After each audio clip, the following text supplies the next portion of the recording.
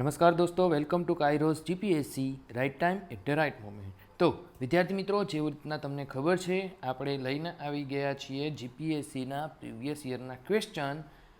અત્યારે આપણે ફોકસ કરી રહ્યા છીએ ક્લાસ 1-2 ઉપર, બરાબર છે. અને આ ક્લાસ 1-2ના ઇકોનોમી વિષયના 2017 અને 2018નો વિડીયો મુકાઈ ગયો છે. આજે આપણે જોવાનો છે એડવર્ટાઇઝમેન્ટ નંબર 10 2019-20 કે જે એક્ઝામ લેવાઈ હતી 13/10/2019. જી હા, આ 10 નંબરની એ જ એડવર્ટાઇઝમેન્ટ છે કે જે આપણી કોરોના પહેલાં સૌથી અંતિમ લેવાયેલી પ્રિલિમ પરીક્ષા હતી, બરાબર છે. અને ત્યારબાદ મુખ્ય પરીક્ષા પહેલાં કોરોનાનું લોકડાઉન આવી ગયું હતું. ઓકે, ચલો અહીંયા એક ટાઈપિંગ મિસ્ટેક રહી ગઈ છે કે આપણે દરેક સ્લાઇડ ઉપર છે ને તમને જીપીએસસી 2018 લખેલું આવશે, પરંતુ આ છે તે 2019 છે, એવું આપણે ધ્યાનમાં રાખવાનું છે. ચાલો, સૌથી પહેલો પ્રશ્ન જોઈશું કે નીચેના પૈકી કયું અથવા કયા વિધાન સાચા છે. તો પહેલું, વર્ષ 2019માં ઇલેક્ટ્રિક વાહનો પરનો જીએસટી 12%થી ઘટાડીને 9% કરવામાં આવ્યો હતો. બીજું, ઇલેક્ટ્રિક વાહન ચાર્જર ઉપરનો જીએસટી 18%થી ઘટાડીને 5% થયો હતો. અને ત્રીજું, આ ચીજો પરનો જીએસટી ઘટાડીને 0% કરવામાં આવ્યો હતો. સેનેટરી નેપકિન, સાવરણી માટેનો કાચો માલ, રાખડી અને આરસના દેવતાઓ, બરાબર છે. તો અહીંયા આપણને ખબર હોય તો જે તે સમયે આ 3 સુધારા કરવામાં આવેલા હતા. હવે તમને એક વસ્તુ યાદ રાખજો, આપણા જે જીએસટી બંધારણની અંદર સુધારો કરવામાં આવેલો હતો, કોન્સ્ટિટ્યુશનલ અમેન્ડમેન્ટ એક્ટ જે હતું આપણું 101મું, તેની અંદર ઘણી બધી બાબતોની અંદર 0% જીએસટી છે અને ઘણામાં જીએસટી લાગતું પણ નથી. હવે આ બંને છે ને ઇકોનોમીની અંદર બહુ ટેકનિકલ બાબત કહેવાય, બરાબર. ખરેખર જ્યારે તમે જીપીએસસી ક્લાસ 1-2ની પ્રિપેરેશન કરતા હોય તો તમને એના કોન્સિક્વન્સીસ ખબર હોવી જોઈએ કે 0% કોઈ વસ્તુ ઉપર જીએસટી લગાવવાથી શું થાય છે અને કોઈ વસ્તુને જીએસટીમાં રાખવાની જ નથી. બંને વસ્તુમાં થોડો ફરક છે. ફરીવાર ક્યારેક આપણને એવો મોકો મળશે તો આપણે આ બાબત પર ડિટેલમાં અભ્યાસ કરીશું. કદાચ કોઈને ખબર હોય તો તેઓ કોમેન્ટ સેક્શનમાં જણાવી શકે છે. ઓકે, ચાલો. તો 2019ની અંદર જોવા મળેલા આપણા આ સૌ પ્રથમ પ્રશ્નની અંદર 3 વાક્ય સાચા હોવાથી આપણો સાચો આન્સર શું બનશે? આપણો સાચો આન્સર બનશે ઓપ્શન બી, બરાબર. ચાલો વધીશું નેક્સ્ટ. ભારતીય અર્થતંત્રમાં કઈ રીતે વર્તણૂક પરિવર્તન શક્ય છે તે 2018-19નું આર્થિક સર્વેક્ષણ સમજાવે છે. આ પરિવર્તન નીચેના પૈકી કઈ યોજના દ્વારા શક્ય છે?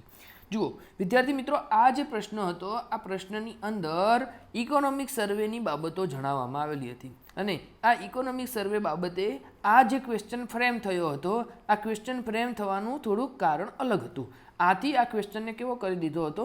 કેન્સલ કરી દીધો હતો.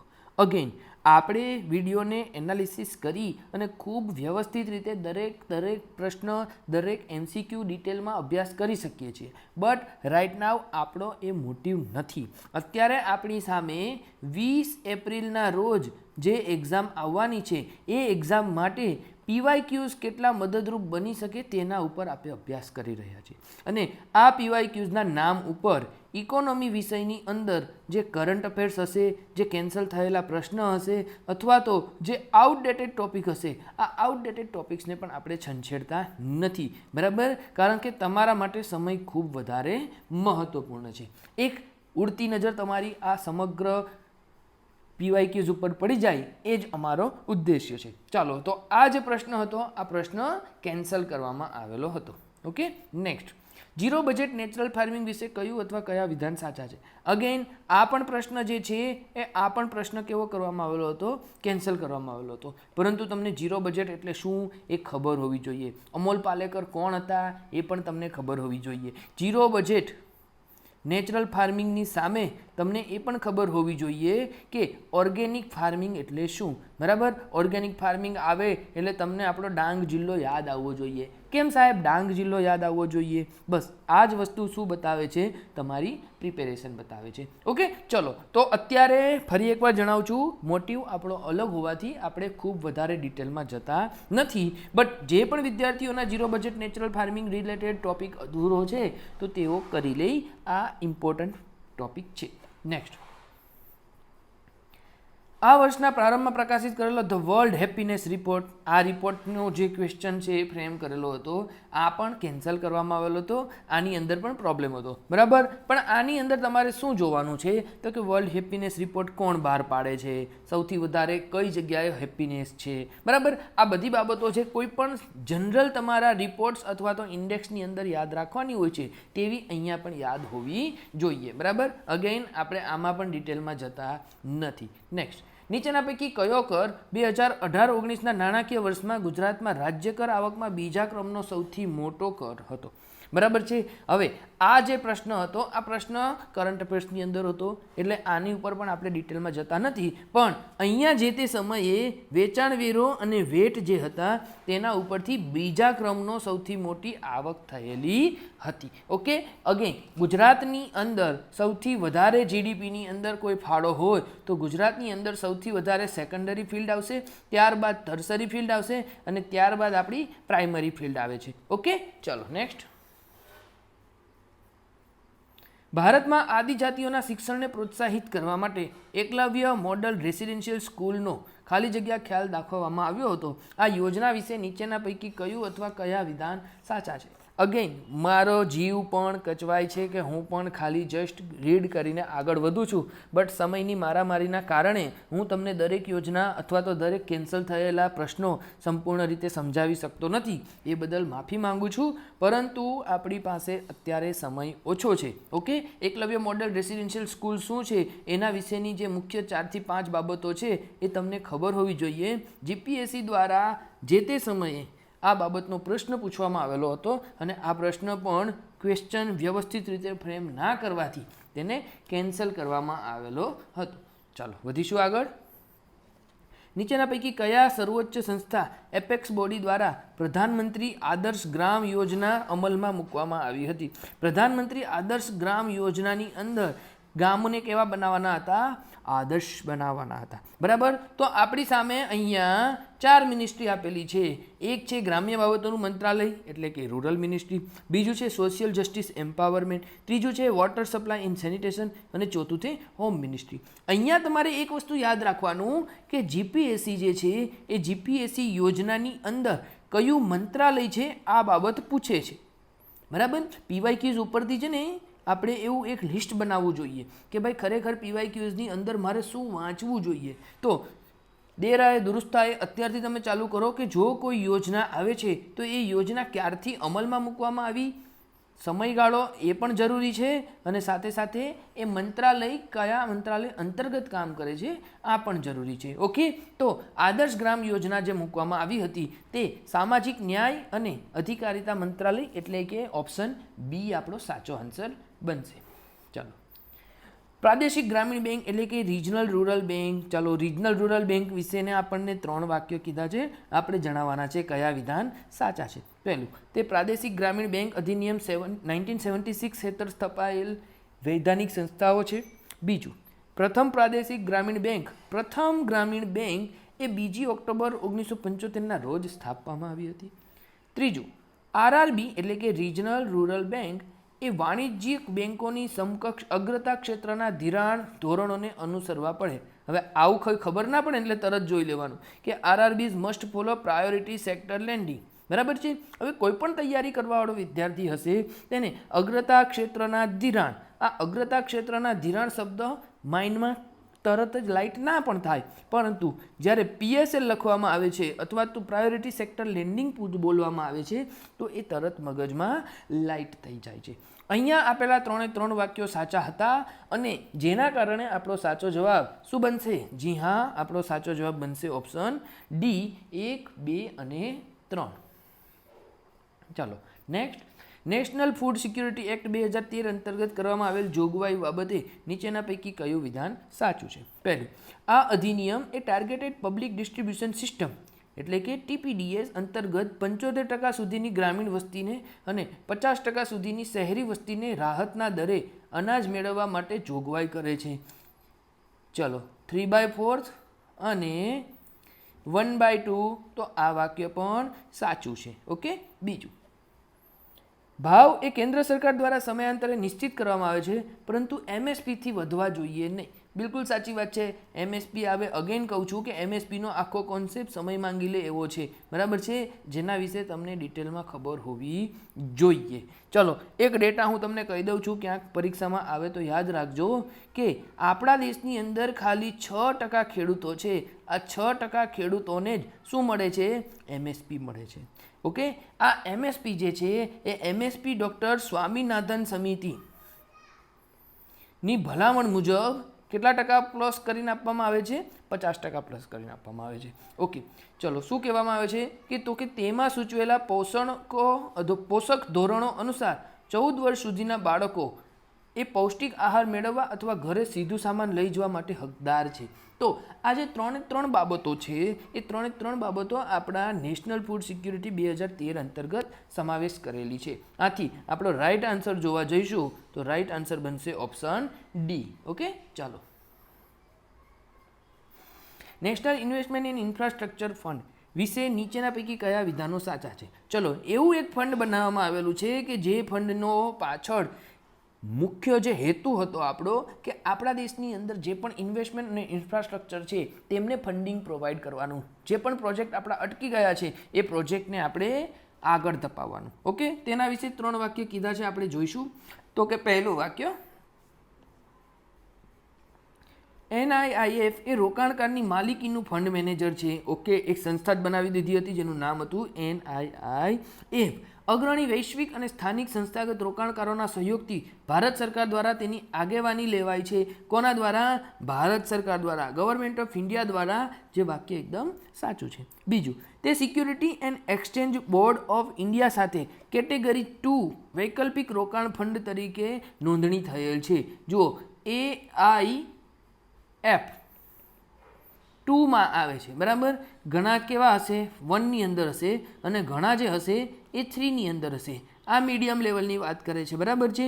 એક હાઈ રિસ્ક હશે અને બીજાની અંદર લો રિસ્ક હશે, જ્યારે AIF 2ની અંદર મીડિયમ લેવલનું રિસ્ક હશે. અને આ બાબતની બાહેંધરી, આ બાબતની કેટેગરી કોણ દ્વારા તૈયાર કરવામાં આવે છે?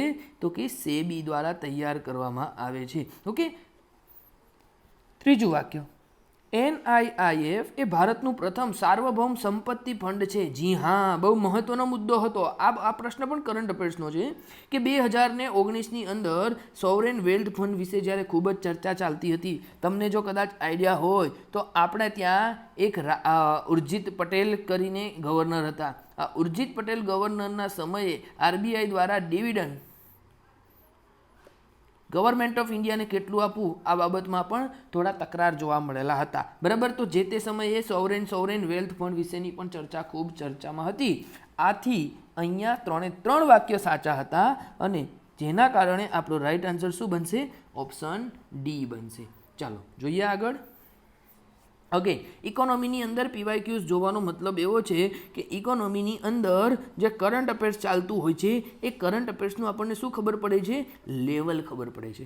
ચલો, તો તાજેતરમાં આવી ગયો ને, તાજેતરમાં. આ તાજેતરના શબ્દ એટલે જ 2019 આપણે સમજીને ચાલવાનું. કોઈ પણ પરીક્ષાની અંદર તમારે 6 થી 8 મહિના પહેલાંનું કરંટ અફેર્સ જોવો જરૂરી છે, બરાબર છે.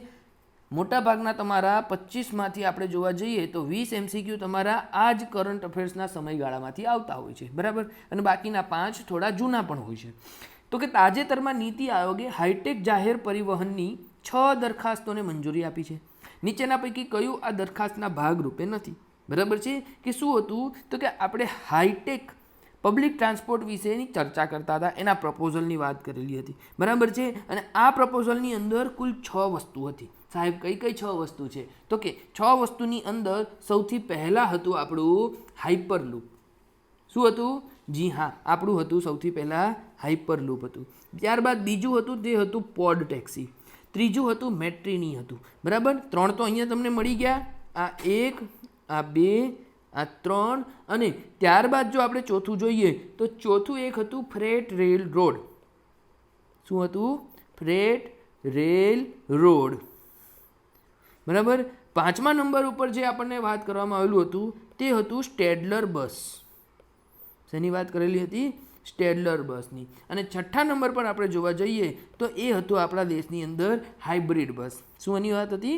હાઇબ્રિડ બસ. યાદ રાખજો, અત્યારે તાજેતરની અંદર હાઇડ્રોજન દ્વારા સંચાલિત કોઈ કંપનીએ સૌથી પહેલાં ચાલુ કરેલી હોય એક બસ, હાઇડ્રોજનથી સંચાલિત બસ કોણે ચાલુ કરી? ચાલો તમે એક કામ કરો, કરંટ અફેર્સના નામ ઉપર મને કોમેન્ટ સેક્શનની અંદર તેનો આન્સર આપજો.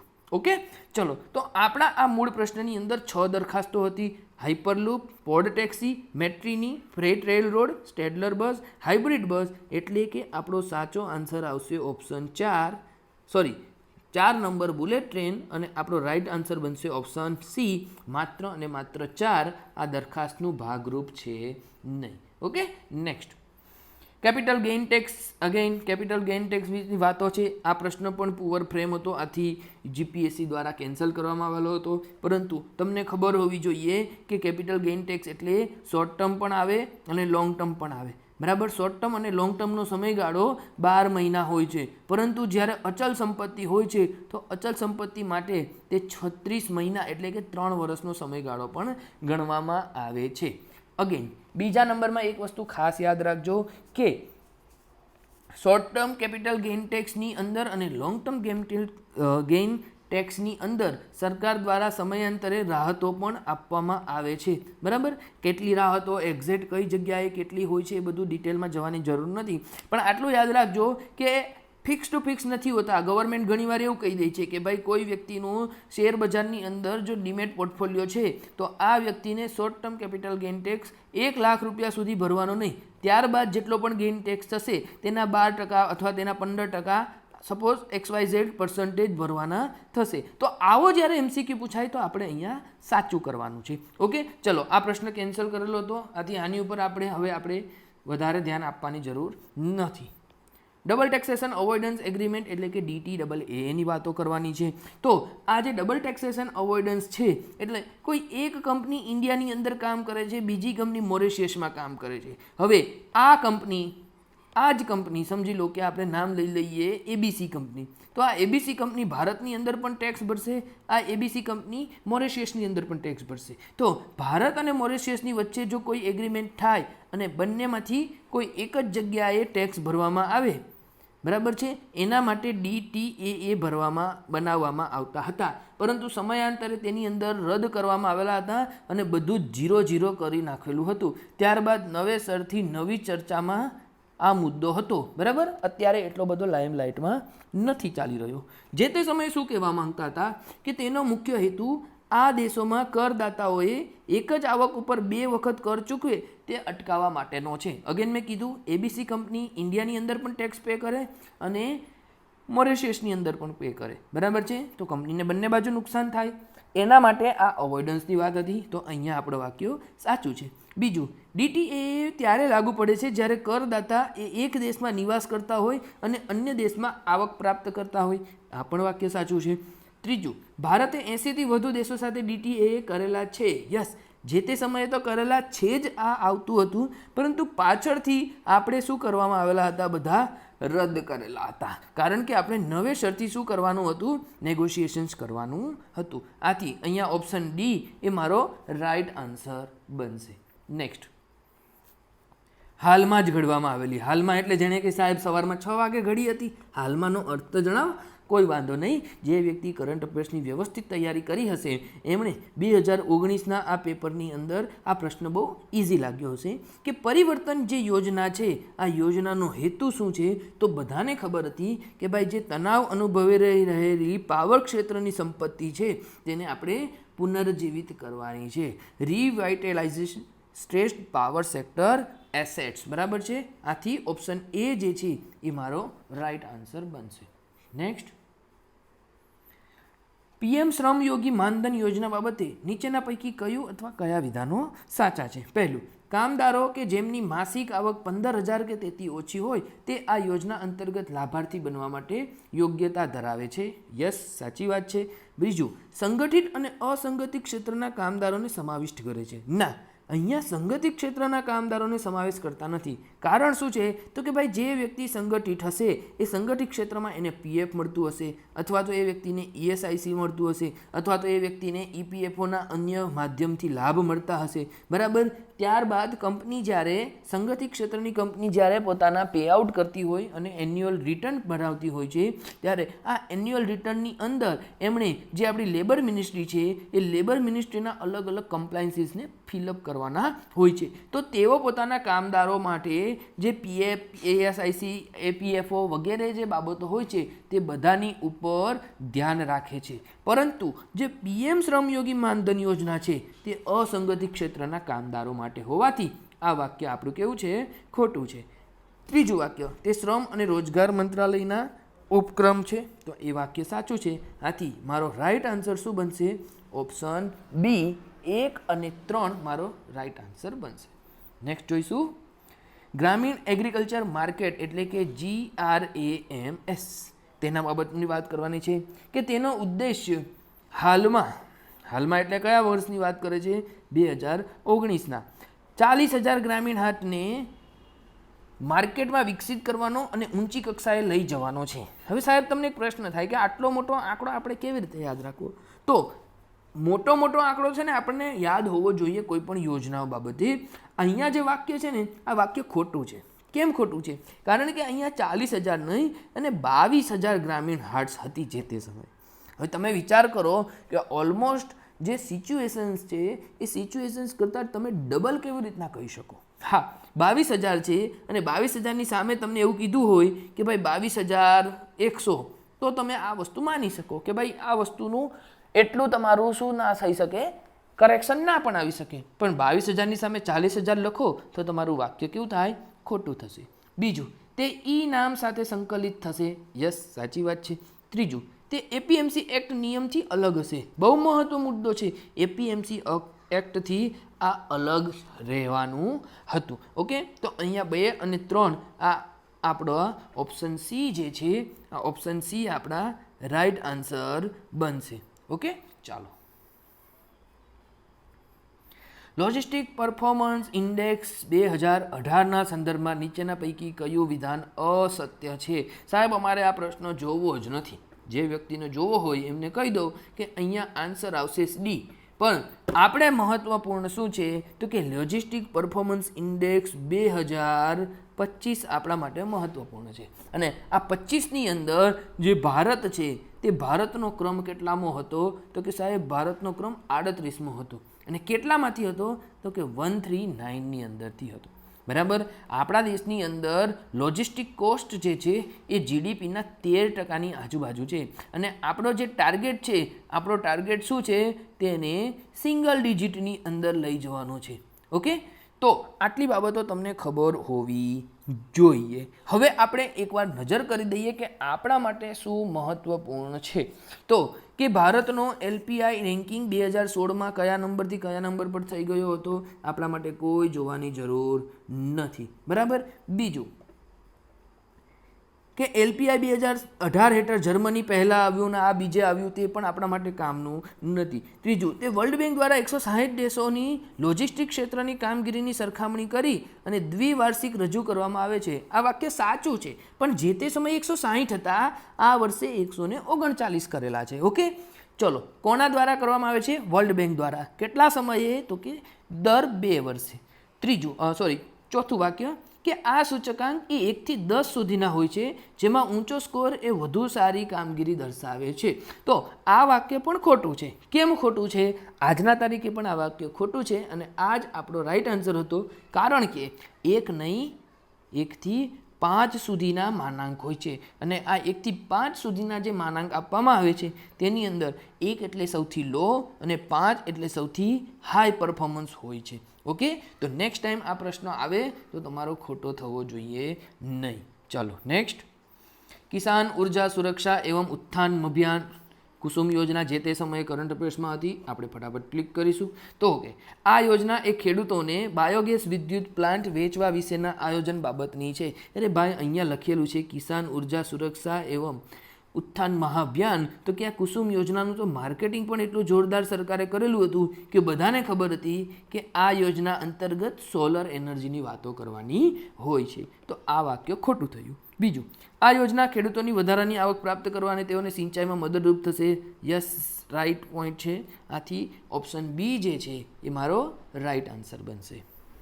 નેક્સ્ટ, ભારતમાં બિન નિવાસી બાહ્ય ખાતું એટલે કે નોન રેસિડેન્શિયલ એક્સટર્નલ એકાઉન્ટ શરૂ કરવા બાબતે નીચેના પૈકી કયું વિધાન સાચું છે? તો આપણે જોઈએ પહેલું વાક્ય, તો કે એનઆરઈ ખાતું એ એનઆરઆઈઝ અને ઓવરસીઝ કોર્પોરેટ બોડીઝ દ્વારા તમામ પ્રકારના માંગ એટલે કે ડિમાન્ડ અને મુદ્દત થાપણ એટલે કે ટર્મ ડિપોઝિટના સ્વરૂપમાં અધિકૃત ડીલર અને બેંક સાથે ખોલાવી શકે છે. તો આ એક સુધારો કરી અને જે તે સમયે તેને અલાઉ કરેલું હતું. આથી આપણું પહેલું વાક્ય સાચું છે. બીજું, આ ખાતામાં થાપણો એ કોઈ પણ ચલણમાં જમા કરાવી શકે? બિલકુલ કરાવી શકે સાહેબ. તમે નોન રેસિડેન્શિયલ એક્સટર્નલ એકાઉન્ટ હોય તો તમે તેની અંદર ડોલર પણ કરી શકો, તમે તેની અંદર જાપાનનું જે મુદ્રા છે એ જાપાનીઝ યેનને પણ તમે કરી શકો છો, બરાબર, તમે પાઉન્ડને પણ કરી શકો છો. તો અહીંયા મારો રાઈટ આન્સર શું બનશે? રાઈટ આન્સર બનશે મારો ઓપ્શન સી. 1 અને 2 બંને સાચા છે. ચલો, કદાચ મારાથી મિસ્ટેક થઈ ગયો તો તમે મને જણાવો કે યુકે જે છે એ યુકેનું ચલણ શું છે, યુએસએનું ચલણ શું છે, ઇન્ડિયાનું ચલણ શું છે, ચીનનું ચલણ શું છે, જાપાનનું ચલણ શું છે અને એક સાઉથ આફ્રિકાનું ચલણ શું છે. આટલી વસ્તુ તમારે મને જણાવવાની છે. નેક્સ્ટ, નીચેના પૈકી કયું અથવા કયા વિધાનો સાચા છે? ચાલો જોઈ લઈએ આપણે. પહેલું વાક્ય, તો કે રોકાણકારો પાસેથી બિન સૂચિબદ્ધ કંપનીઓ દ્વારા ઊભી કરવામાં આવેલી મૂડી પર ચૂકવવા પાત્ર આવકવેરો એ એન્જલ ટેક્સ છે. વાક્ય સાચું કે ખોટું? બધાને ખબર હશે એન્જલ ટેક્સ એટલે શું. ઓકે, તો આ વાક્ય સાચું છે. બીજું, તે ભંડોળના એટલે કે લોન્ડરિંગને અટકાવવા માટે 2012ના બજેટમાં દાખલ કરવામાં આવેલું હતું. બિલકુલ સાચી વાત છે. કોઈ વ્યક્તિની 100 કરોડની કંપની હોય અને એ વ્યક્તિને 10%ની પાર્ટનરશિપ કરવા માટે સમજી લો કે કોઈ એન્જલ ઇન્વેસ્ટર મળી જાય છે, તો આ એન્જલ ઇન્વેસ્ટર જ્યારે 10 કરોડ આપે છે, આ 10 કરોડ રૂપિયા તો વ્હાઇટના બ્લેક થઈ જવાના કે નહીં? તો એના માટે જ્યારે 10 કરોડ ઇન્વેસ્ટ કરે છે તો તેની ઉપર આપણે શું લગાવતા હતા? એન્જલ ટેક્સ લગાવતા હતા. તો આ વાક્ય પણ સાચું છે. ત્રીજું, હાલના 2019ના બજેટમાં રદ કરવામાં આવ્યો હતો. આ વાક્ય ખોટું છે, કારણ કે જે તે સમયે રદ કરવામાં આવ્યો હતો નહીં. અગેન આપણે પ્રશ્ન જોઈ રહ્યા છીએ 2019નો અને 2019ના બજેટમાં એન્જલ ટેક્સને રદ કરેલો હતો નહીં. પણ એક સાઈડ નોટ માટે હું તમને કહી દઉં કે તેને 2024-25ના બજેટની અંદર રદ કરેલો હતો અને તેનો અમલવારી 1/4/2025થી કરેલો હતું. એટલે કે 1/4/2025થી એન્જલ ટેક્સ લાગવાનો નથી. ઓકે, ચલો ચોથું વાક્ય જોઈએ, તો કે જો સ્ટાર્ટઅપ એન્ટિટીની ભરપાઈ ગયેલ મૂડી 25 કરોડ કે તેથી ઓછી હોય તો એન્જલ ટેક્સ લાગુ પડતો નથી. આ વાક્ય સાચું હતું. આથી ઓપ્શન સી માત્ર 1, 2 અને 4 આપણા સાચા બનશે. ચાલો, નીચેના પૈકી કયા વિધાનો સાચા છે? પહેલું, ગરીબી એ 2 ભાગમાં વિભાજિત કરી શકાય, નિરપેક્ષ ગરીબી અને બીજું છે સાપેક્ષ ગરીબી. બધાને ખબર છે કે ભાઈ નિરપેક્ષ ગરીબી એટલે શું અને સાપેક્ષ ગરીબી એટલે શું. બીજું, 2011ની વસ્તી ગણતરી પ્રમાણે 52% વસ્તી એ ગરીબી રેખાની નીચે હતી. 52% વસ્તી હતી? ના, સુરેશ તેંડુલકર કમિટી અનુસાર 2000ને આપણી જે 11ની વસ્તી ગણતરી હતી તેમાં 21.9% સમથિંગ આપણી ગરીબી હતી. કેટલી? 21.9% ગરીબી હતી. બરાબર છે. ત્યારબાદ ભાજપ સરકાર આવી. ભાજપ સરકાર આવ્યા બાદ કોરોના આવ્યો અને કોરોના પછી આપણી વસ્તી ગણતરી હજુ થઈ નથી. આથી તાજેતરમાં લેટેસ્ટ કેટલા ટકા ગરીબો છે એનો એક્ઝેક્ટ આપણે કહી શકતા નથી. ત્રીજું વાક્ય, એટલે બીજું, પહેલું વાક્ય સાચું છે આપણું, બીજું વાક્ય ખોટું છે. ત્રીજું, ગરીબોને એ રીતે વ્યાખ્યાયિત કરવામાં આવે છે કે ગરીબ કે જે દિવસમાં 2400 કેલેરી મેળવવા માટે અસમર્થ હોય તથા ગ્રામીણ ગરીબ એ દિવસમાં 2100 કેલેરી મેળવવા માટે અસમર્થ હોય. શું લાગે છે, શહેરમાં વધારે જરૂર છે કે ગામડાની અંદર? તો અહીંયા શું કરી દીધું છે? ઉલટું સુલટું કરેલું હતું. આથી ઓપ્શન 3 સેન્ટેન્સ 3 પણ આપણું ખોટું છે. ચોથું, ઝડપથી વધી રહેલી વસ્તી એ ગરીબી વધવાનું મુખ્ય કારણ છે. ઓબ્વિયસ વાત છે, વાક્ય સાચું છે. ઓપ્શન સી માત્ર 1 અને 4 આપણા રાઈટ આન્સર બનશે. ઓકે, ચાલો. ગુજરાતના અર્થતંત્ર બાબતે નીચેના પૈકી કયું અથવા કયા વિધાનો સાચા છે? પહેલું, 2018-19 દરમિયાન ઘણા ઉદ્યોગો બંધ થવાને કારણે ગુજરાતમાં ઊંચી બેરોજગારી છે. બીજું, ગુજરાત રાજ્ય એ કૌશલ્ય અથવા તો શિક્ષિત વર્ગમાં બેરોજગારી દર ઊંચો ધરાવે છે, પરંતુ કૃષિમાં બેરોજગારી દર નીચો છે.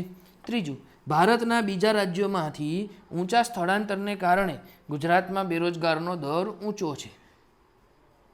થોડુંક વધારે થઈ ગયું વાક્ય, બરાબર છે, પણ આપણે શું પકડવાનું છે? સાચું વાક્ય પકડવાનું છે કે ભારતના બધા રાજ્યોમાં ગુજરાત એ સૌથી ઓછો બેરોજગારી દર ધરાવતું એક રાજ્ય છે. આ વાક્ય સાચું હતું અને આ જ આપણો રાઈટ આન્સર હતું. ચલો, કેન્દ્રીય બજેટ 2019-20 અનુસાર નીચેના પૈકી કયું આગામી 10 મુદ્દાનો દૂરદર્શિતાનો વિઝનનો ભાગ નથી? Not important, you should remind what said in budget 2025 and 26. જૂનું જોઈને કંઈ મતલબ નથી ને. તમને એટલી ખબર પડી ગઈ કે ભાઈ આવું 10 મુદ્દાનું કોઈ વિઝન આપે બજેટની અંદર તો તેમાંથી પ્રશ્ન પૂછી શકીએ. તો આપણે સીધો અભ્યાસ કરીએ શેનો? તો કે આ વર્ષની અંદર જે બજેટ રજૂ કરવામાં આવેલું હતું, લેટેસ્ટ બજેટ જે 1 ફેબ્રુઆરીએ રજૂ કરેલું હતું, તેની અંદર કયા 10 મુદ્દાની વાત કરેલી હતી, બરાબર છે? તો જ્ઞાન સૌથી પહેલાં તમારે યાદ રાખવાનું છે.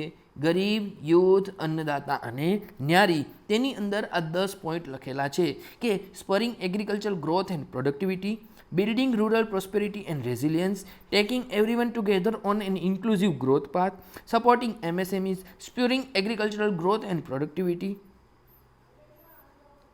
enabling employment-led development, investing in people, economy and innovation, securing energy supplies, promoting export અને nurturing innovation. આ 10 મુદ્દા જે છે, આ 10 મુદ્દાની ઉપર 2025-26નું બજેટ રજૂ કરવામાં આવેલું હતું. ઓકે, ચલો.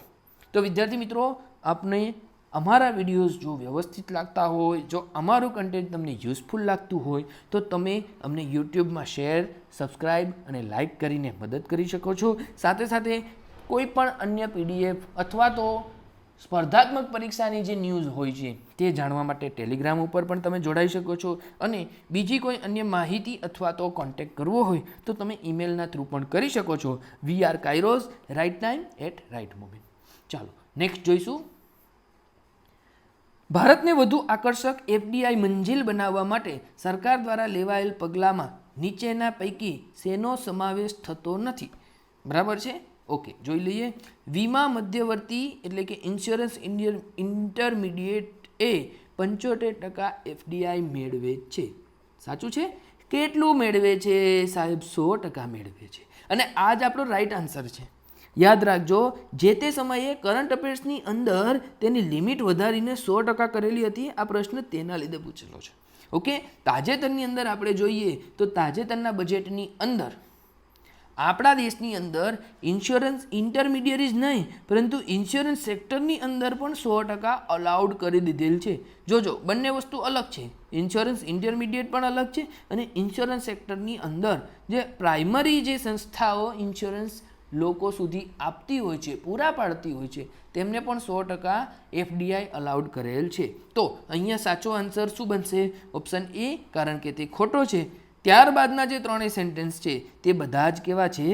રાઈટ છે. ઓકે, તો આપણે આ 3 સેન્ટેન્સ એકવાર રીડ કરવાથી મારો સમય બચાવી લઉં છું અને 3 સેન્ટેન્સ કેવા છે?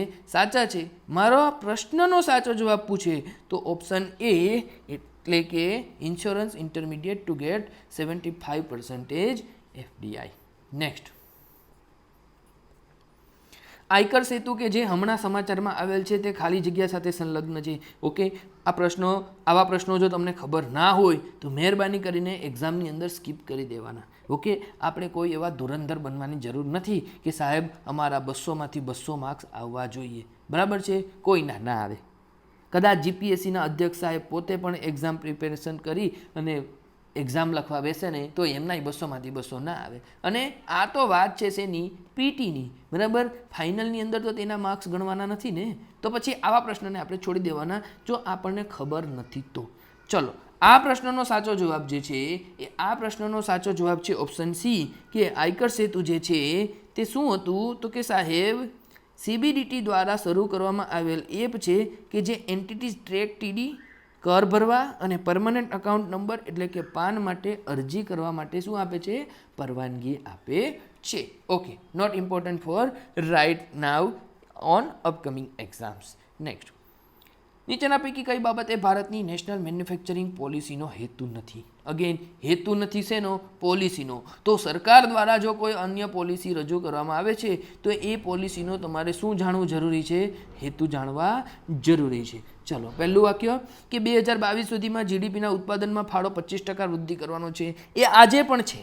ફરી વાર કહું છું, 2022 સુધીનો ટાર્ગેટ હતો એ 2025માં પણ પૂરો થયો નથી.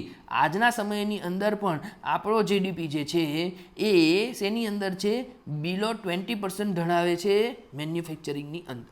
ઓકે, ચલો, તો આ હેતુ હતો. ઓકે, બીજું, ઉત્પાદનના ક્ષેત્રમાં નોકરીના સર્જકતામાં દરનો વધારો કરી 2022 સુધીમાં 100 મિલિયન વધારાની નોકરીનું નિર્માણ કરવું. યસ, આ વાક્ય સાચું હતું. ત્રીજું, માર્ગમાં રાષ્ટ્રીય ક્ષમતા બનાવી. રોડવેઝમાં રાષ્ટ્રીય ક્ષમતા બનાવી એટલે to build national capabilities in roadways. હા, આ વાક્ય સાચું કહેવાય, પણ આપણી પોલિસીનો હેતુ હતો નહીં. બરાબર, આથી મારા પ્રશ્નનો સાચો જવાબ શું બનશે? ઓપ્શન સી બનશે.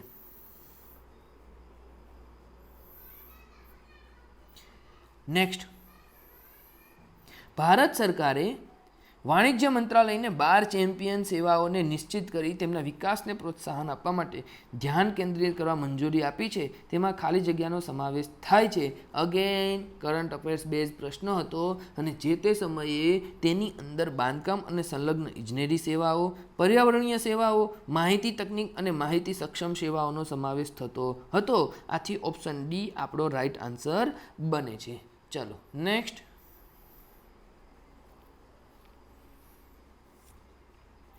સમયગાળાના આધારે ભારતીય ખેડૂતની કૃષિ ધિરાણ ક્રેડિટને 3 કેટેગરીમાં વર્ગીકૃત કરવામાં આવે છે. આ બાબતમાં નીચેના પૈકી કઈ જોડી અથવા જોડીઓ સાચી રીતે જોડાયેલી છે? પહેલું, ટૂંકા ગાળાનું ધિરાણ 12 મહિનાથી સમયગાળા સુધીનું. બીજું, મધ્યમ ગાળાનું ધિરાણ 15 માસથી 5 વર્ષની વચ્ચે. અને લાંબા ગાળાનું ધિરાણ તો કે 5 વર્ષથી વધુ છે. હવે અહીંયા જે જોવા જઈએ તો અહીંયા રાઈટ આન્સર શું હતો? તો કે રાઈટ આન્સર હતો ઓપ્શન બી, માત્ર 2 અને 3. બરાબર છે. પરંતુ પરંતુ પરંતુ પરંતુ પરંતુ જીપીએસસી દ્વારા આ પ્રશ્નની કેમ ગલત ના કરવામાં આવ્યો તે મને ખબર નથી. બની શકે કે કોઈ વ્યક્તિએ તેને ચેલેન્જ પણ ના કર્યો હોય, કારણ કે જ્યારે તમે કૃષિ ધિરાણની વાત કરતા હોય તો કૃષિ ધિરાણની અંદર ટૂંકા ગાળાનો અર્થ શું થાય? તો કે સાહેબ ટૂંકા ગાળાનો અર્થ થાય 1 વર્ષ અથવા તેથી ઓછું સુધીનું. બરાબર. મધ્યમનું જ્યારે વાત કરવામાં આવે તો મધ્યમ એટલે 1 થી લઈને 5 વર્ષ સુધીની વાતો હોય છે. અને જ્યારે લાંબા ગાળાની વાતો આવતી હોય છે તો ત્યારે 5 વર્ષ પ્લસની વાતો આવે છે. બરાબર છે. પરંતુ જે તે સમયે જીપીએસસી દ્વારા તેને ગણકારેલું હતું એવું દેખાતું નથી. મને ખબર નથી કે કોઈ વ્યક્તિએ ચેલેન્જ કરેલો હતો કે ના કરેલો હતો, પરંતુ ખરેખર આ બાબતના આધારે વાક્ય સાચા થવા જોઈએ. ચલો, નેક્સ્ટ, ભારતમાં યુનેસ્કોના હેરિટેજ સ્થળો અંગે નીચેના પૈકી કયું અથવા કયા વિધાનો સાચા છે? 2019માં બીજું હેરિટેજ બન્યું. અમદાવાદ ભારતમાં પહેલું બન્યું. કેટલી યાદી વધીને અત્યારે કેટલી થઈ છે? અગેન કરંટ અફેર્સ બેઝ પ્રશ્ન છે. તાજેતરમાં યુનેસ્કોના કેટલા ભારતની અંદર સાઇટ આવેલી છે? બરાબર, કેટલો નંબર છે અને લેટેસ્ટ કયું છે? આ બાબત તમને ખબર હોવી જોઈએ. જે તે સમયે આનો આન્સર હતો ઓપ્શન બી. ચલો, નેક્સ્ટ, ભારત સરકારની કુલ મહેસૂલી આવક તથા કુલ ખર્ચ વત્તા બજારનું ઉધાર એ જવાબદારીઓ અને ખાલી જગ્યાનો તફાવત છે. અગેન ઇકોનોમીનો બહુ બેઝિક સવાલ છે અને આ બેઝિક સવાલના જે કોન્સેપ્ટ છે, આ કોન્સેપ્ટ જો તમને ના આવડતા હોય તો અહીંયા ટીક કરેલા વસ્તુ ઉપર તમે જોઈ શકો છો આખો વિડીયો, જેની અંદર તમને 4 ખાદ, 4 ડેફિસિટ કોને કહેવાય એ ખૂબ શાંતિથી અને સરળતાથી સમજી શકાશે. ફિલહાલ આ પ્રશ્નનો રાઈટ આન્સર આવશે option A, fiscal deficit. It is the difference between total revenue and total expenditure plus market borrowings and other liabilities of government of India આવશે. ઓકે, ચાલો નેક્સ્ટ. આર્થિક સર્વેક્ષણ 2018-19 પ્રમાણે ડેટાને ખાલી જગ્યા તરીકે પ્રસ્તુત કરવામાં આવ્યા. અગેન શું છે?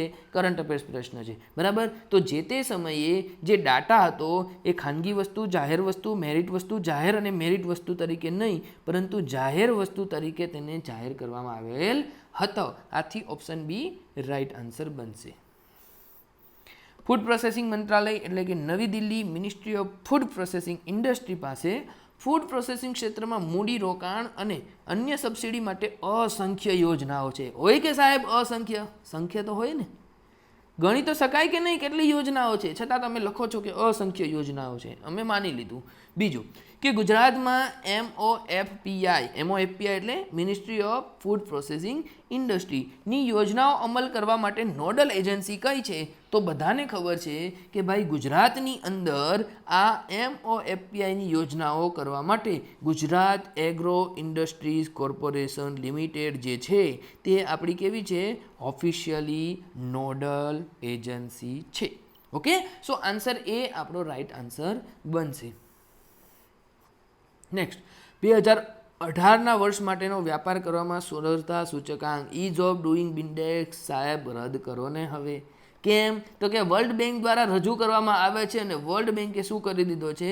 બંધ કરી દીધો છે, બરાબર. જો કે જે તે સમયે પણ કોઈ વાક્ય સાચા હતા નહીં, કોઈ વાક્ય ખોટા હતા નહીં, કારણ કે ખોટા પૂછેલા છે અને રાઈટ આન્સર શું આવતો હતો? ઓપ્શન ડી આવતો હતો. પરંતુ હવે કેવું છે? અપ્રસ્તુત માહિતી કહી શકાય, બરાબર છે. નેક્સ્ટ, કેન્દ્ર સરકારની વિદ્યુત પ્રવાહ મોબાઈલ એપ્લિકેશનનો ધ્યેય. અગેન કેવો પ્રશ્ન છે? Current affairs base. શું હતું? તો કે યુનિયન ગવર્મેન્ટે મોબાઈલ એપ્લિકેશન વિદ્યુત પ્રવાહને લોન્ચ કરેલી હતી અને જેનો ધ્યેય જે છે કે વાસ્તવિક સમયના આધારે ભારતમાં ઉર્જાની ઉપલબ્ધતાની જાણકારી પૂરી પાડવાનો હતો.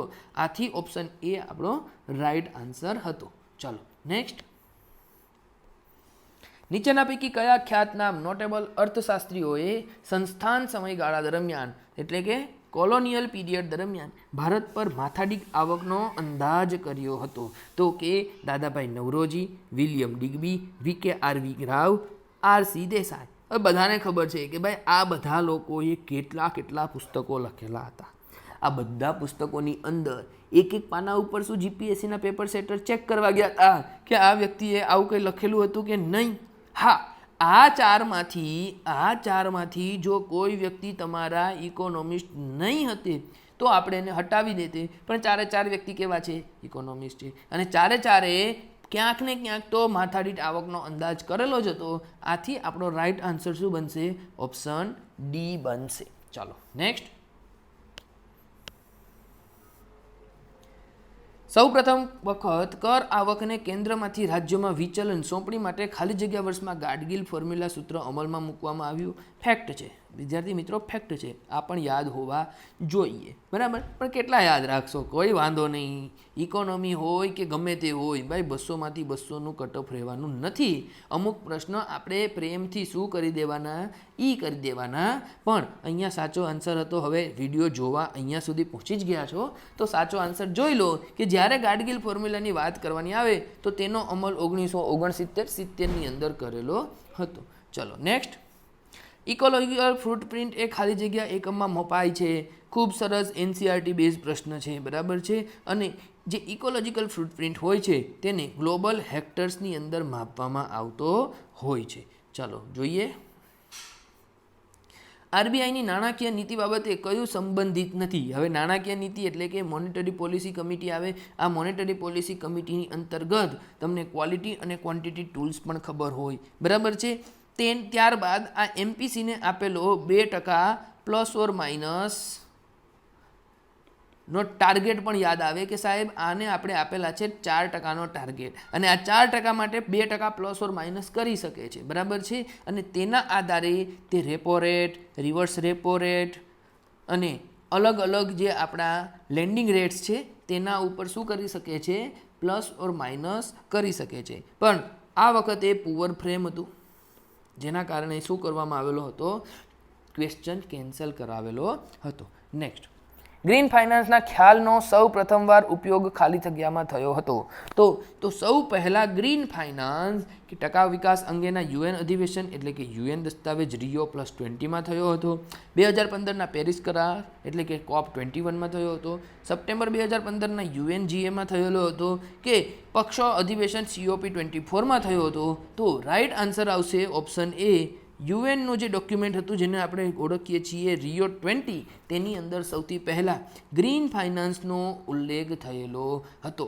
એવું ફાઇનાન્સ કે જે ફાઇનાન્સનો ઉપયોગ એવી જગ્યાએ એવી ટેકનોલોજીમાં થવાનો હતો કે જેનાથી આપણી પૃથ્વીની અંદર કોઈ નેગેટિવ ઇમ્પેક્ટ પડવાની નથી. ચલો નેક્સ્ટ. નીચેના પૈકી કયું વિધાન સાચું છે? તો M.N. રોય દ્વારા પીપલ્સ પ્લાન ઘડવામાં આવ્યો હતો. ભાઈ બધાને ખબર છે, આટલું તો બેઝિક ખબર હોવી જ જોઈએ, તો જ તમે ક્લાસ 1-2ના વિદ્યાર્થી કહી શકો ખુદને. ઓકે. બીજું, M. Visvesvaraya the plan economy of India પુસ્તકના લેખક હતા. આ પણ બધાને ખબર હશે, જેણે પણ તૈયારી કરી હશે એ વિદ્યાર્થીને ખબર હશે કે M.N. રાય એટલે પીપલ્સ પ્લાન, M. વિશ્વેશ્વરૈયા એટલે the plan economy of India. બરાબર. આના સિવાય પણ બીજા ઘણા બધા આયોજન આવતા, જેમ કે બોમ્બે પ્લાન હતો, ત્યારબાદ એક ગાંધીયન આઈડિયોલોજી પણ હતી, ત્યારબાદ એક જન યોજના પણ હતી. બરાબર. અલગ અલગ વસ્તુઓ તમને ખબર હોવી જોઈએ. નેક્સ્ટ જોઈએ કે આયુષ્યમાન ભારત પ્રધાનમંત્રી જન આરોગ્ય યોજના વિશે નીચેના પૈકી કયું વિધાન ખોટું છે? અગેન આ પણ કરંટ અફેર્સની અંદર હતો એટલે પૂછાયેલો પ્રશ્ન છે. ઓકે. સૂચિતબદ્ધ એટલે કે સેકન્ડરી અને ટર્સરીની સંભાળની સ્થિતિમાં PMJય એ પાત્રતા ધરાવતા કુટુંબોને વર્ષના 5 લાખ સુધીનું કેશલેસ, શબ્દ મહત્વપૂર્ણ છે કયો? કેશલેસ રક્ષણ પૂરું પાડે છે. તો વાક્ય કેવું છે? સાચું છે. પણ જો ગુજરાતમાં પૂછે તો હવે ગુજરાતની લિમિટ કેટલી છે? 10 લાખ રૂપીસની થઈ ગઈ છે. બીજું, કુટુંબનું કદ અને સભ્યોની ઉંમર માટે એક મર્યાદા હોય છે. ના, વાક્ય ખોટું છે કે ભાઈ કોઈ કુટુંબનું કદ અને કોઈ વ્યક્તિની સ્વાસ્થ્યકીય સેવા મેળવવા માટેની ઉંમરની મર્યાદા બાંધેલી નથી. બરાબર છે. આ જ વાક્ય ખોટું છે અને આ જ વાક્ય આપણો આન્સર બનશે. ઓકે. ચલો, એના પછી જોવાનો કોઈ મતલબ નથી કે પહેલા દિવસથી જ બધા રોગોનો સમાવેશ થઈ જશે અને અલગ અલગ પેકેજ સરકાર દ્વારા પૂરા પાડવામાં આવે છે. ઓકે. ચલો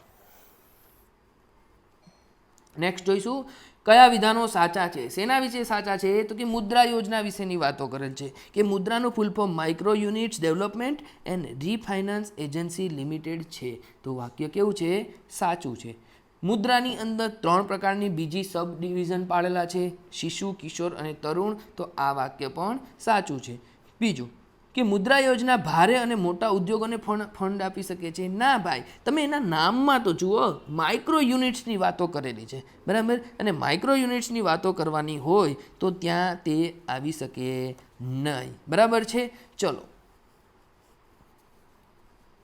4 નંબરમાં કે મુદ્રા લોન એ વ્યાપાર હપ્તા લોન અથવા તો વાણિજ્યિક લોન વગેરેનો પણ સમાવેશ કરી શકે છે. હા, એ વસ્તુ સાચી છે, કારણ કે આપણા દેશની અંદર જે પણ MSME છે, જે પણ માઇક્રો યુનિટ્સ છે, તેમને અલગ અલગ લોન અને જે પોતાના શું કહેવાય કોમર્શિયલ વ્હીકલ છે એના માટે મદદરૂપ જરૂર હોય છે. તો અહીંયા આપણું 1, 2 અને 4 વાક્ય સાચા હોવાથી ઓપ્શન સી માત્ર 1, 2 અને 4 રાઈટ બનશે. 3 નંબરનું સેન્ટેન્સ આપણું રોંગ થશે. નેક્સ્ટ, ભારતમાં કૃષિ પાક ખાલી જગ્યા વર્ષ જુલાઈથી જૂન હોય છે. ખરીફ પાકની ઋતુ આ સમયથી આ સમય હોય છે. રવિ પાકની સમય આ સમયથી હોય છે. જુવાર, બાજરી અને મકાઈ મુખ્ય પાક છે. GPSC પોતે કન્ફ્યુઝ થઈ ગયું હતું સાહેબ કે આ પ્રશ્નને ફ્રેમ કેવી રીતે કરવો, જેના પરિણામે શું કરેલો હતો? ક્વેશ્ચનને કેન્સલ કરેલો હતો. આપણા માટે શું મહત્વપૂર્ણ છે? MSP મહત્વપૂર્ણ છે, FRP મહત્વપૂર્ણ છે. બરાબર છે. આ બધાને માટે ભલામણ કરતી CACP પણ મહત્વપૂર્ણ છે અને CCEA પણ મહત્વપૂર્ણ છે. સાહેબ આ બધું શું બોલો છો? બેટા તૈયારી કરો, રીલ્સ જોવામાંથી થોડા ઊંચા આવો. નેક્સ્ટ, તાજેતરમાં જાહેર ક્ષેત્રની બેન્કોમાં બિન ઉત્પાદન મિલકત એટલે કે નોન પરફોર્મિંગ એસેટમાં ઉથલપાથલ જોવા મળી. અગેન 2019ની અંદર આ પ્રશ્ન પૂછાયેલો છે. બરાબર છે. તો તેની અંદર પણ કેવું થઈ ગયું હતું? GPSCથી બ્લમ્બર થઈ ગયું હતું અને બ્લન્ડર થઈ જવાને કારણે આ પ્રશ્નને પણ કેન્સલ કરેલો હતો. But we are aspirants, we should no the what is the terminology of related area, એટલે કે તમને શું ખબર હોવી જોઈએ? એનપીએ ખબર હોવી જોઈએ. અને એનપીએ કરતાં પણ વધારે મહત્વપૂર્ણ આપણે બાબત જોઈએ તો SMA 0 ખબર હોવી જોઈએ, SMA 1 ખબર હોવી જોઈએ, SMA 2 ખબર હોવી જોઈએ, સ્ટાન્ડર્ડ એસેટ ખબર હોવી જોઈએ, સબ સ્ટાન્ડર્ડ એસેટ એટલે શું એ પણ તમને ખબર હોવી જોઈએ, લોસ એસેટ્સ એટલે શું એ પણ ખબર હોવી જોઈએ, હેરકટ એટલે શું એ પણ ખબર હોવી જોઈએ. આ હેરકટ એટલે પેલા બ્યુટી પાર્લરવાળા નહીં, હા, ઓકે. તો આ બધી બાબતો જે ટર્મોલોજી છે એ એનપીએ સાથે સંલગ્ન છે, બરાબર. આ પણ તમને ખબર હોવી જોઈએ. એ પણ વસ્તુ કહી દઉં કે એનપીએ એટલે 3 મહિના યાદ રાખતા નહીં, આપણે શું યાદ રાખશું? 90 દિવસ યાદ રાખવાના છે. ચાલો, લીડ બેંક યોજનાનું મુખ્ય ખાલી જગ્યા ધ્યેય છે. શું ધ્યેય છે ભાઈ લીડ બેંક યોજનાનું? તો કે સાહેબ યુપીએસસીનો બેઠો પીવાયક્યુએસ પૂછેલો છે, બરાબર. 2018ની અંદર આ પ્રશ્ન પૂછાયેલો હતો, અથવા તો માફ કરજો 2019ની અંદર જ આ પ્રશ્ન પૂછાયેલો હતો. આ બેમાંથી એક પરીક્ષાની અંદર યુપીએસસીનો બેઠો ક્વેશ્ચન રિપીટ કરેલો હતો. એટલા માટે જણાવીએ છીએ કે પીવાયક્યુઝ આર મોસ્ટ ઇમ્પોર્ટન્ટ. ઓકે, તો મોટી બેંકોએ કોઈ ખાસ જિલ્લાને સઘન વિકાસ માટે દત્તક લેવા. ઓપ્શન બીજો, વ્યક્તિગત બેંકો કોઈ ખાસ જિલ્લાને સઘન વિકાસ માટે દત્તક લેવા. ત્રીજું, વિવિધ રાષ્ટ્રીયકૃત બેંકો વચ્ચે સખત સ્પર્ધા હોવી. અને ચોથું, તમામ બેંકોએ થાપણો મેળવવા માટે સઘન પ્રયત્નો કરવા. તો ઓપ્શન બી જે છે એ ઓપ્શન બી આપણો રાઈટ આન્સર છે કે વ્યક્તિગત બેંકોએ કોઈ ખાસ જિલ્લાને સઘન વિકાસ માટે શું કરવાના? દત્તક લેવાના હોય છે. ચાલો વધીશું આગળ. નેક્સ્ટ, ભારતમાં નાની બચત યોજનાના વર્ગીકરણ હેઠળ નીચેના પૈકી શેનો સમાવેશ થાય છે? એના માટે આપણને આપેલા છે 3 વાક્યો. પહેલું કે પોસ્ટલ ડિપોઝિટ કે જે બચત ખાતા આવર્તક ડિપોઝિટ એટલે કે સેવિંગ એકાઉન્ટ, રિકરિંગ ડિપોઝિટ એ વિવિધ પાકતી મુદ્દતનો સમય, that means time deposit of varying maturities અને માસિક આવક યોજનાઓનો સમાવેશ કરે છે. આ વાક્ય સાચું છે. ભાઈ પોસ્ટ ડિપોઝિટની અંદર જે બચત ખાતા હોય છે ને તે સેવિંગ એકાઉન્ટ, રિકરિંગ એકાઉન્ટ મતલબ કે ટાઈમ ડિપોઝિટ માટે વધારે ફેમસ હોય છે, બરાબર. બીજું, બચત પત્રો કે જેમાં રાષ્ટ્રીય નાની બચત પત્રો અને કિસાન વિકાસ પત્રોનો સમાવેશ થાય છે. યસ, ઇન્વેસ્ટમેન્ટ કરવા માટે એ પણ એક ઓપ્શન આપવામાં આવે છે, જેને શું ગણાય છે? નાની બચત ગણાય છે. ત્રીજું, સમાજ સુરક્ષા યોજના કે જેમાં જાહેર ભવિષ્ય નિધિ અને વરિષ્ઠ નાગરિક બચત યોજનાઓનો પણ સમાવેશ થાય છે. તો આ વાક્ય પણ કેવું છે? સાચું છે. આપણા જે પણ સિનિયરો જોવા મળે છે એ સિનિયરો પોસ્ટ ઓફિસની અંદર આવી નાની બચતની અંદર મોટું અમાઉન્ટ આપી અને તેમાંથી ઇન્ટરેસ્ટ ઉપર પોતાનું રિટાયરમેન્ટ સ્પેન્ડ કરતા હોય છે. તો અહીંયા મારા ઓપ્શનની મુજબ ઓપ્શન ડી જે છે એ મારો રાઈટ આન્સર બનશે. ઓકે, ચાલો વધીશું આગળ. આર્થિક સર્વેક્ષણ 2018-19ના સંદર્ભમાં નીચેના પૈકી કયા વિધાનો સાચા છે? સાહેબ હવે અમારે શું મહત્વપૂર્ણ છે? આર્થિક સર્વેક્ષણ 2024-25 મહત્વપૂર્ણ છે, બરાબર છે. તો આપણે એની ઉપર વધારે જવાનું નથી. આ પ્રશ્નને આપણે કરંટ અફેર્સના બેઝ ઉપર જવા દઈએ. છતાં તમારી ક્યુરિયોસિટી માટે કહી દઉં કે આ પ્રશ્નની અંદર જે 3 સવાલ હતા, સોરી જે 4 સેન્ટેન્સ હતા, એ 4 સેન્ટેન્સમાંથી પહેલા 3 કેવા છે? સાચા છે.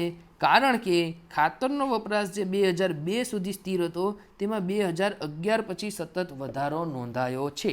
તો આ વાક્ય કેવું હતું? ખોટું હતું, બરાબર છે.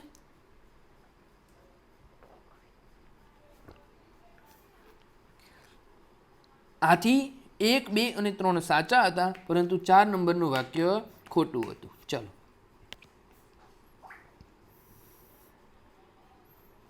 ભારતમાં જમીન સુધારણાના હેતુઓ નીચે પૈકી કયા છે? ભાઈ જમીન સુધારણા એટલે ઘણા બધા લોકો પાસે બહુ ઓછી જમીન હતી અને બહુ ઓછા લોકો પાસે ઘણી બધી જમીન હતી. તો આપણા દેશની અંદર જમીન સુધારણા હેતુઓ માટે અલગ અલગ મહત્વપૂર્ણ કામ થયેલું હતું.